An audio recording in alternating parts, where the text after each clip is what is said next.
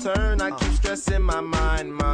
Veneto ha deciso la più bella, colei che rappresenterà il fascino della nostra regione Miss Muretto 2010, la trevigiana Sara Diogenici. Grande passo per cominciare magari una carriera di questo tipo, quindi sono contenta di essere Miss Muretto. Capelli e occhi scuri, timida ma spesso si scioglie in un gran sorriso. Sara ha 19 anni, parrucchiera di professione, un lavoro che adora e che non è pronta a lasciare per ora in cambio di passerelle e luci della ribalta. Beh, a me piacerebbe entrare nel mondo della moda, però sì, non si sa mai. Comunque per adesso io voglio continuare a fare la parrucchiera perché mi piace tantissimo. È la più bella, secondo la giuria, che ha scelto per il Veneto la rappresentante allo storico concorso di Alassio, nato nel 1953, appena 10 anni dopo Miss Italia.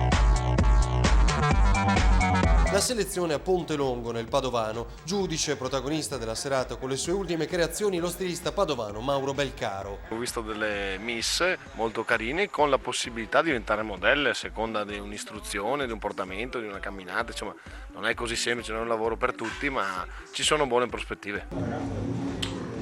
Un bacio a tutti gli amici di Rete Veneta.